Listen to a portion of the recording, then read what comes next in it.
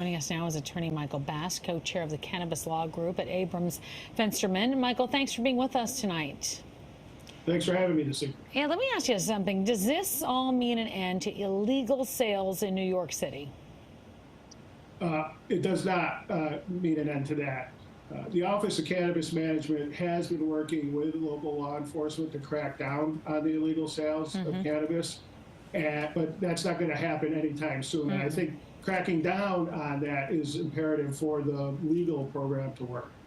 Well, let's talk about this. Law enforcement has been pretty hands-off since legal marijuana sales were announced. Do you think that will change in any way? I believe it will, and it's necessary for the program, the legal program, to survive. All right, so let's talk about it. There are rules that people may not be aware of right now. Can you go through those for us? Sure. Just a few rules for tomorrow. One, you need to be 21 years of age or older to legally purchase cannabis, and so you should expect to be able to prove that when you're there.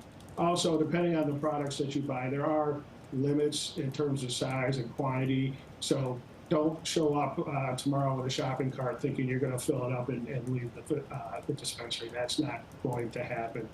Also, if you do purchase cannabis products and you want to share them with a friend who is 21 years of age or older, you can do that. But standing in line and obtaining the cannabis products does not also all of a sudden give you a magic license to sell cannabis. You cannot sell it. So if you want to share it with a friend who is 21 years of age or older, you can do that, but you cannot sell it. Also, importantly, I urge folks to be patient. This is the first dispensary. We're in the infancy of this program. I can imagine the lines are going to be very long.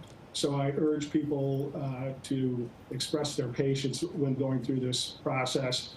Please do not get tired of waiting in line and decide you're just going to go over to New Jersey and buy cannabis, because if you bring it back here to New York, you're committing a federal crime. So I really do urge patience in this process. Michael, what do you expect with pending litigation aimed at restricting sales in certain areas?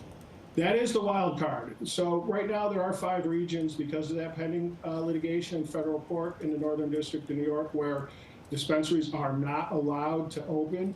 Will that spread? Will the future litigation spread that into other regions? Again, that's kind of a legal wild card that we just don't know.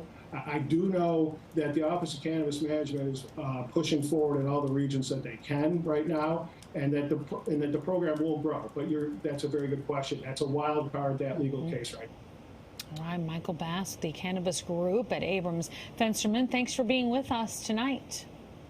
Thank you.